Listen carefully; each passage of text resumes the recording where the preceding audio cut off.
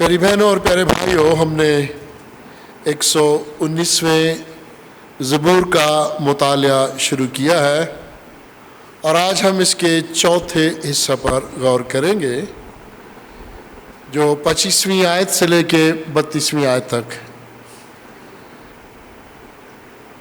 لکھا گیا ہے۔ اور پھر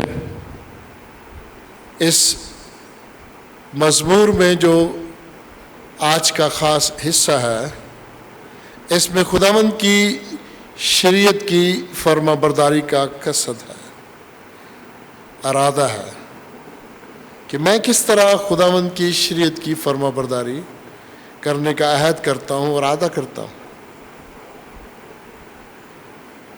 شریعت کے بارے باتیں کر لینا، یہ کہہ لینا کہ میں شریعت پر ایمان رکھتا ہوں اور شریعت سے مراد میری خدا کی تعلیم ہے، اور یہاں ایک قدم آگے ہے زبور نویس کہ میں نے یہ عہد کر لیا ہے، میں نے ارادہ کر لیا ہے، میں اس سے پیچھے نہیں ہٹوں گا۔ اور 25ویں آیت میں لکھا ہے، میری جان خاک میں مل گئی تو اپنے کلام کے مطابق مجھے زندہ کر۔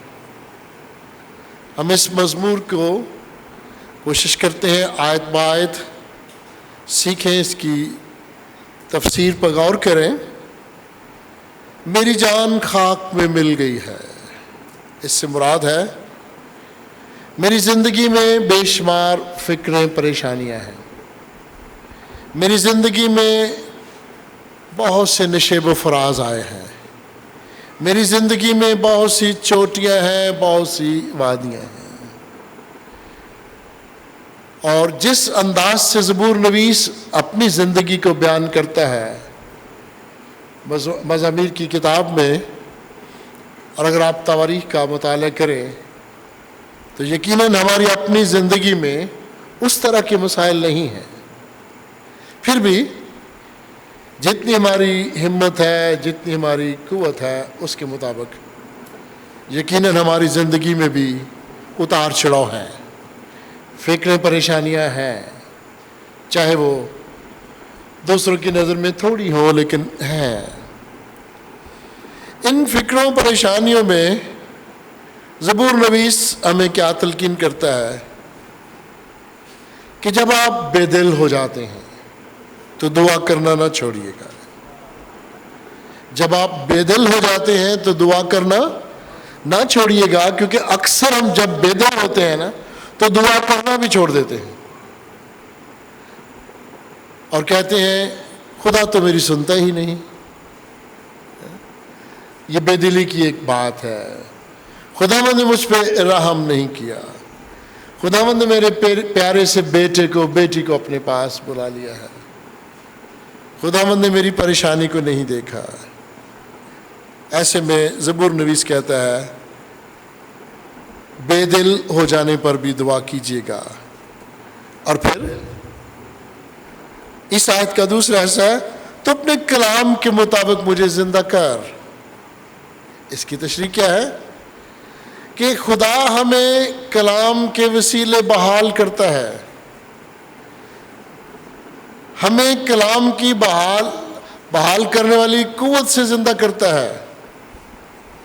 کلام سے ہمیں بحالی کی قوت ملتی ہے۔ عزیزوں، میں اکثر یہ بات کہتا ہوں، آج کے دور میں یہ بڑی عام سی بات بن گئی ہے، ہم پیر و فقیروں کا سہارا لیتے ہیں کہ ان کے وسیلے ہمیں سکون ملے گا، ہم دینی رہنماؤں کا سہارا لیتے ہیں کہ بلے بلے فلاں بہت بڑا دینی رہنما ہے، بڑا پہنچا ہوا بزرگ ہے، اس کے پیچھے لوگ بھی بڑے ہیں، اس کی منسٹری بہت بڑی ہے، آئیں اس سے جا کے دعا کرائیں۔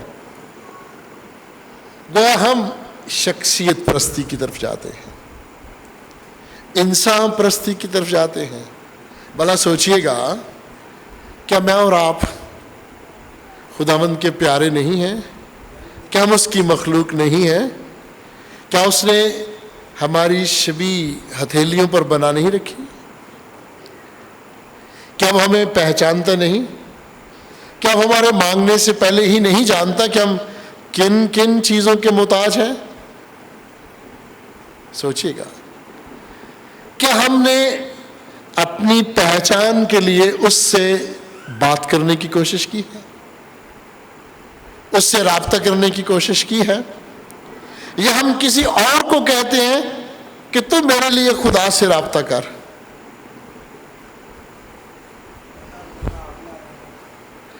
ہم کیوں ڈائریکٹلی خداوند سے رابطہ نہیں کرتے؟ اچھا، کئی لوگ ہیں جو عین وقت پر یا جب ان کا موڈ بنے جو دل میں آ کہتے ہیں جی مجھے پاکرو نے کہا ہے۔ میں کہتا ہوں کہ پاکرو نے، خدا نے ہمیں یہ کلام دیا ہے، یہ تو ہر وقت ہمارے پاس ہے۔ اس کلام کے وسیلے منظم ہو کر کام کیوں نہیں کرتے؟ کیوں خدا کا نام بے فائدہ لیتے رہتے ہیں؟ جھوٹ بولتے ہیں اور کہتے ہیں اللہ تعالیٰ نے مجھے کہا ہے، جھوٹ بولتے ہیں اور کہتے ہیں پاکرو مجھے کہتا ہے۔ کون سا پاکرو ہے جو ہمیں بدی کرنے کے لیے کہے گا؟ کون سا اللہ تعالیٰ ہے جو ہمیں بدی کی اجازت دے گا؟ ہم انسانوں کا سہارا ڈھونڈتے ہیں، اور کلام مقدس میں لکھا ہے ملعون ہے وہ شخص جو انسان پر بھروسہ رکھتا ہے۔ زبور نویس لکھتا ہے تیرا کلام میرے قدموں کے لیے چراغ ہے، میری راہ کے لیے روشنی ہے۔ اس سے بڑھ کر اور کیا بات ہے؟ اب ذرا اس آیت پہ دوبارہ غور کیجیے گا۔ فکروں پریشانیوں میں جو سب سے بڑا مددگار ہے وہ خدا کا زندگی بخش کلام ہے جو ہمارے ہاتھوں میں ہے۔ چھپ کر کے اس پہ غور کیجیے گا، ادھر ادھر نہ بھاگیے گا۔ ڈائریکٹلی خدا سے اپنا تعلق اور ناطہ مضبوط کیجیے گا۔ 26ویں آیت میں لکھا ہے میں نے اپنی روشوں کا اظہار کیا اور تو نے مجھے جواب دیا۔ میں نے اپنی روشوں کا، اپنے کاموں کا، اپنے اعمال کا اظہار کیا تو نے مجھے جواب دیا۔ گویا رب سچ مچ اس دی سندا ہے دعا جو اس تو منگتا ہے۔ جو مانگتا ہے، جو اظہار کرتا ہے، خدا جواب دیتا ہے۔ اور پھر مجھے اپنے آئین کی تعلیم دے۔ اے خداوند، آئین کی تعلیم تو دے سکتا ہے۔ جب ہم اپنی روشوں، اپنے اعمال، اپنے گناہوں سے توبہ کرتے ہیں تو خداوند ہمیں معاف کرتا ہے۔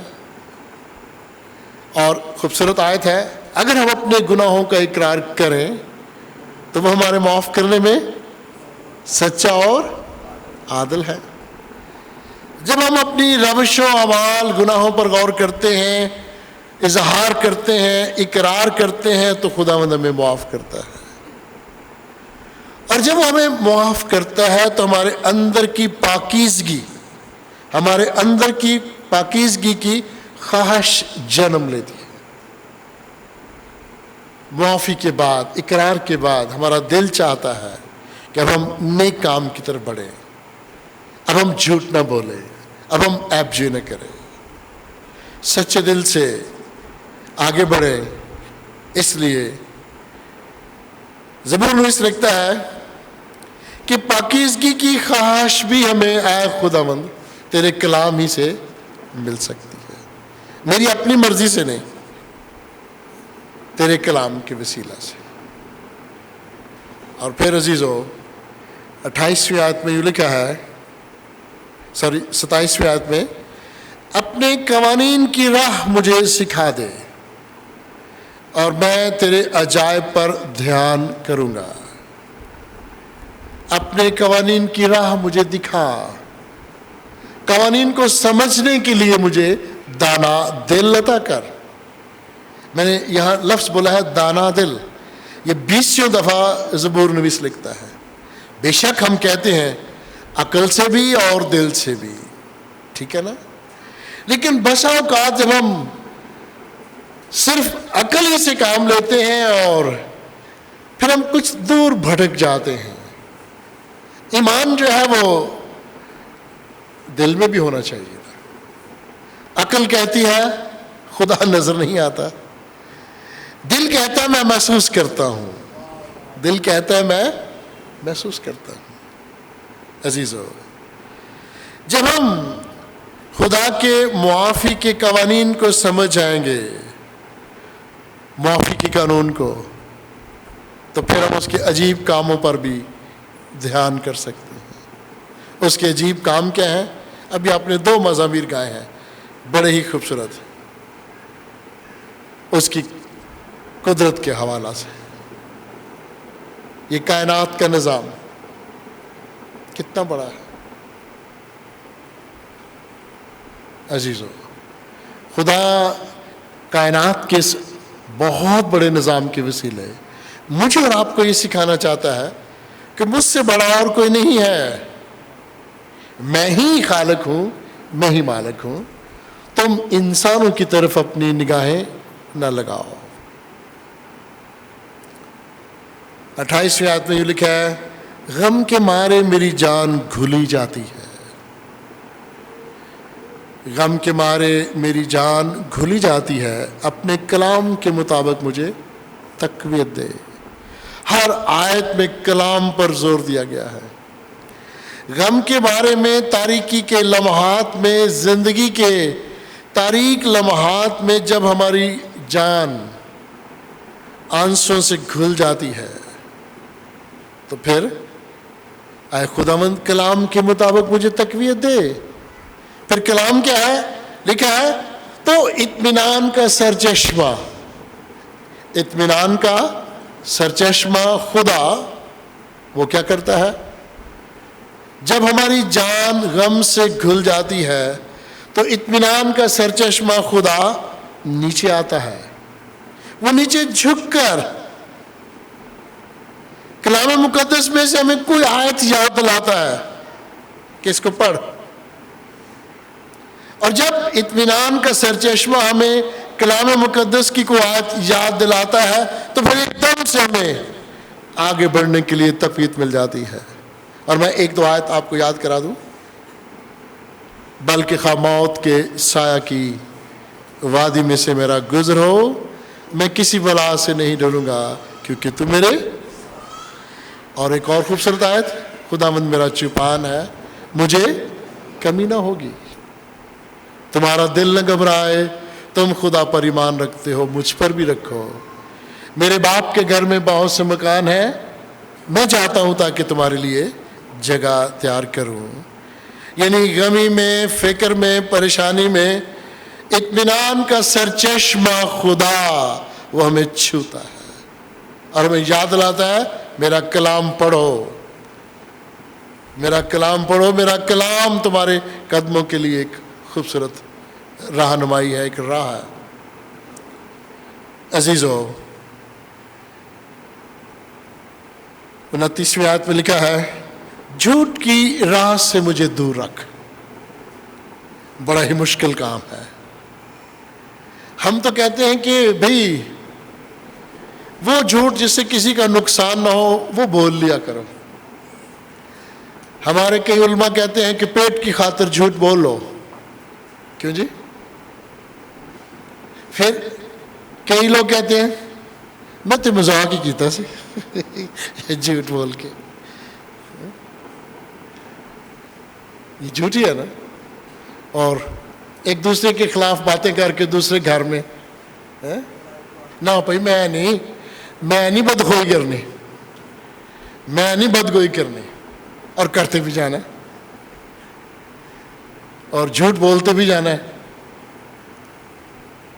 یہ ہماری فطرت ہے، اس سے بچنا ہے نا، جھوٹ بولنا۔ میں جب کبھی امریکہ کی، یورپ کی یا دوسرے ممالک کی ایمبیسی کا جو ویزا فارم ہے نا، ویزا فارم جب میں فل کرتا ہوں، لکھتا ہوں، تو اس میں ایک جملہ میرے ذہن میں رہتا ہے، اگر آپ نے کوئی بھی جملہ کوئی بھی لفظ غلط لکھا تو پھر آپ کو کبھی ویزا نہیں ملے گا۔ ان قوموں کا معیار ہے کہ جھوٹ بولنے والوں کو وہ پسند نہیں کرتے۔ ہمارے ملک میں ایسا نہیں ہے، زیادہ زور ہم دیتے ہیں شراب پر اور زناکاری پر، کیا شرابی ہے اور ایزانی ہے۔ چور ڈاکو کہتے ہیں کوئی گل نہیں، خیر سے لکی ہے، جو نے 50 روپے کھا دیتے 50 لا بھی تو دیتے نا۔ پھر چوری کا دی گھر امی دی چیزاں چوکے لے گئے، یہ کدی چوری ہے؟ گرجوں چوری کر لی، کیا کوئی گل نہیں، ماں مریم دی ہے نا، اور پھر معاف کر دے گی، یسوع معاف کر دے گا۔ جھوٹ کہتا ہے خداوند میں جانتا ہوں کتاب مقدس جھوٹ کے خلاف نفرت پیدا کرتی ہے۔ کتاب مقدس کہتی ہے جھوٹ کے خلاف بولو، جھوٹ سے نفرت کرو۔ اور پھر وہی بات، تیرا کلام ہے میرے قدموں کے لیے چراغ۔ تو پھر یہ باتیں ادھر ادھر سے پوچھنے کیوں جانا ہے آپ نے؟ کہ بڑے بھائی صاحب کو پوچھ آئیے، بڑے بشپ صاحب کو پوچھ آئیے، نئی منسٹری کو پوچھ کے آئیے نہ، خود پڑھو اور پھر اپنے بزرگان سے پوچھو۔ انہیں زبانی یاد ہے بہت ساری باتیں، انہیں بہت سارا کلام زبانی نہیں یاد، لیکن جتنا بھی انہیں آتا بہت اچھا آتا۔ اس زمانہ میں ظاہر ہے تعلیم اتنی عام نہیں تھی، لیکن جو کچھ انہوں نے سیکھا اس پہ وہ پختہ پکے ارادے کے ساتھ قائم رہے۔ انہوں نے اپنے عقیدے کا سودا نہیں کیا۔ آج کے باشعور زمانہ میں ہماری نسل جو ہے اپنے عقیدے کا سودا کر لیتی ہے، ایمان کا سودا کر لیتی ہے۔ عزیزو، کلام مقدس جھوٹ کے خلاف نفرت پیدا کرتا ہے۔ اور پھر یہاں ایک لفظ آئے گا خلاف، سچائی۔ سچائی کیا ہے؟ کیا بھائی شفیع جو کہیں گے وہ سچائی ہے، یا ہمارا بھائی ہے ہارون عابد وہ جو کہے گا سچائی ہے، یا عدنان کہے گا وہ سچائی ہے؟ کس طرح اس کی پیمائش کیسے کریں گے، اس کو تولیں گے کیسے؟ شاباش، کلام بتائے گا یہ سچائی ہے۔ عزیزوں، میں ایک کتاب پڑھ رہا تھا کسی بہت بڑے عالم کی، اور وہ لکھتا ہے کہ جو سب سے بڑا جج بیٹھا ہے بڑی عدالت میں، اس کے سامنے ایک بہت بڑا امتحان ہوتا ہے۔ 2 وکیل کھڑے ہیں، ایک جھوٹے کا وکیل ہے اور ایک سچے کا وکیل ہے۔ اچھا، سچے کے وکیل کو بھی پتا کہ میں سچا ہوں، جھوٹے وکیل کو پتا ہے، جو جھوٹ کا وکالت کر رہا ہے جھوٹ کی، اس کو پتا میں جھوٹا ہوں۔ اب ایک سچا ہے اور آپ ایک جھوٹا ہے، اور جو جج ہے وہ کیا ہے؟ وہ یہ بوجھنے کی کوشش کر رہا ہے سچا کون اور جھوٹا کون۔ امتحان اس کا ہو رہا ہے، مشکل میں وہ پڑا ہوا ہے۔ سچا اپنی جگہ پہ قائم ہے، جھوٹا اپنی جگہ پہ قائم ہے۔ اور پھر میں زبور پڑھتا ہوں، سچے نو ہمیشہ کدی تلک نہ دے گا۔ اور میں اپنی زندگی کے اس تجربہ میں نے سیکھا ہے، واقعی وہ نہیں تلکن نہیں دیندا، پر جھوٹا کر انہوں ذلیل کر کے چھڑ دے کئی سال۔ تلکن نہیں دیندا پر جڑا نہ کھچی رکھ دے، یہ ابلیس ہے۔ ہم کہتے نہیں آخر میں سچ کو فتح ہے، جدوں فتح ہوندی انہیں ادھر بندہ مر جاتا ہے، وہ اگلا بچہ جڑا نا وہ کیس لڑ رہا ہوتا ہے۔ یہ ہمارا معاشرہ ہے، یہ ابلیس کے طے کردہ قوانین ہیں۔ تو پھر میرے اور آپ کے لیے کیا ہے کہ دیکھو، سچائی وہ ہے جو خدا کسی شے کے بارے میں بتاتا ہے۔ یوحنا کی انجیل 17واں باب 17ویں آیت۔ سچائی وہ ہے جو خدا کسی شے کے بارے میں بتاتا ہے، آپ جو بتائیں گے وہ مشکوک ہے۔ کلام بتائے گا کہ سچا کون ہے۔ اور عزیزو، خدا کی زندگی بخش کلام میں سچائی کی اس تعریف کو ذہن میں رکھیے گا۔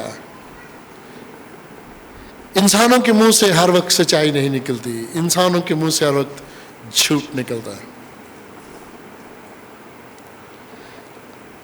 خدا کا ترجمہ، خدا کی تعریف کیا ہے؟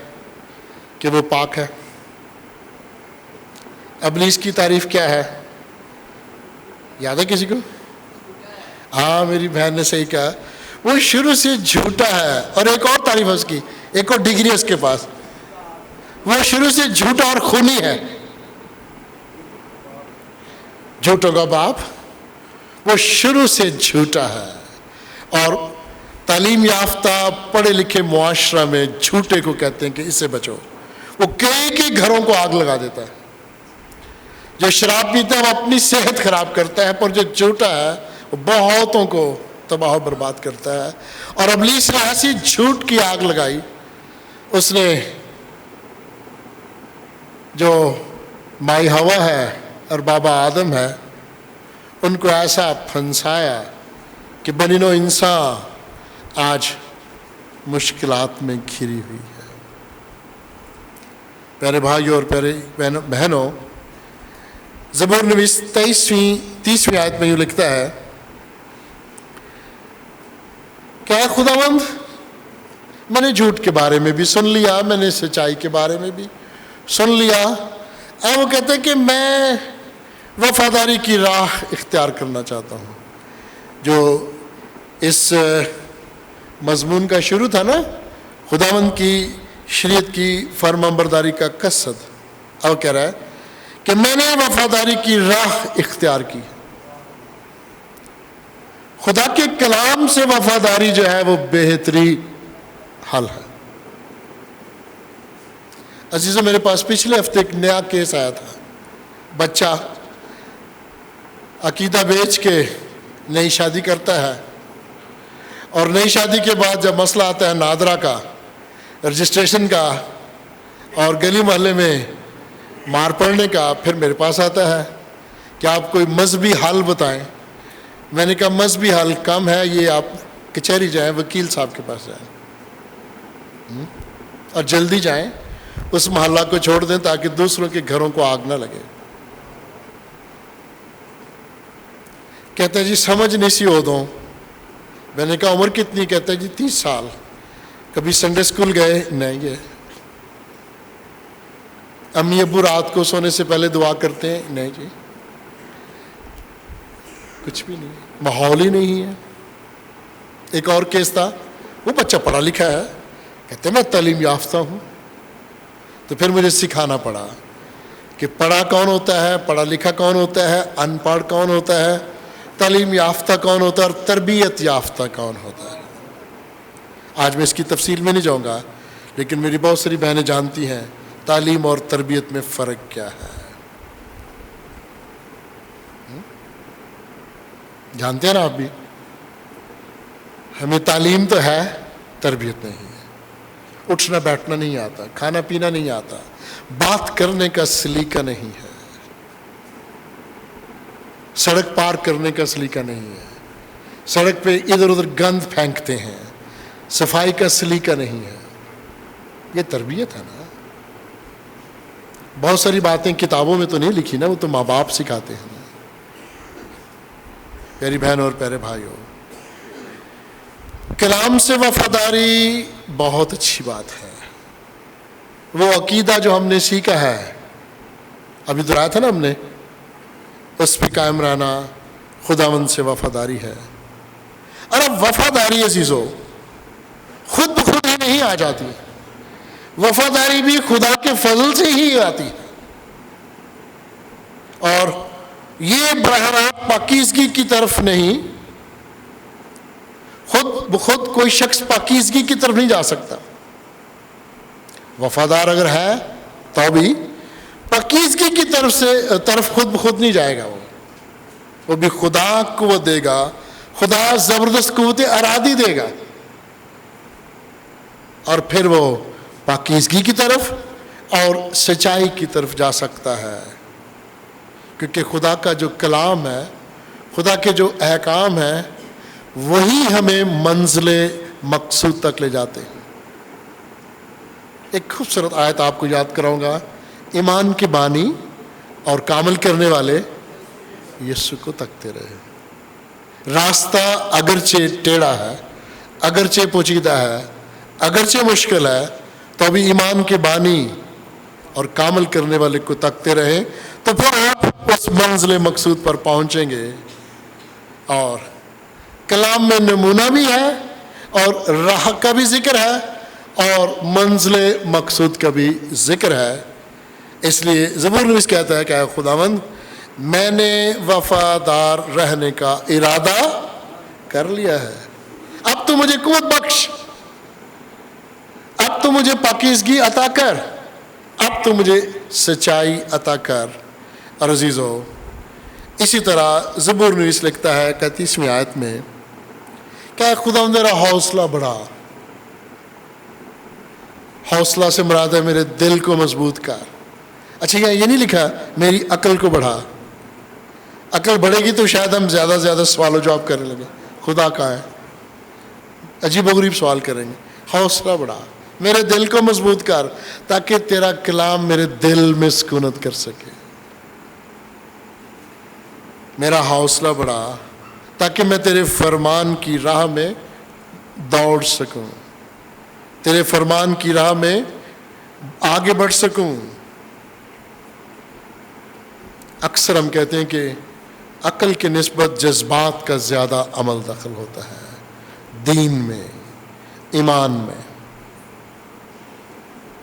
بے شک ہمارے لیے یہ بھی ایک چیلنج ہے کہ ہم پرکھیں اس کو، سائنس کی کسوٹی پہ پرکھیں، کسی بھی علم کے حوالے سے پرکھیں اس کلام کو، لیکن یہ کلام جو ہے اس کو کوئی جھٹلا نہیں سکتا۔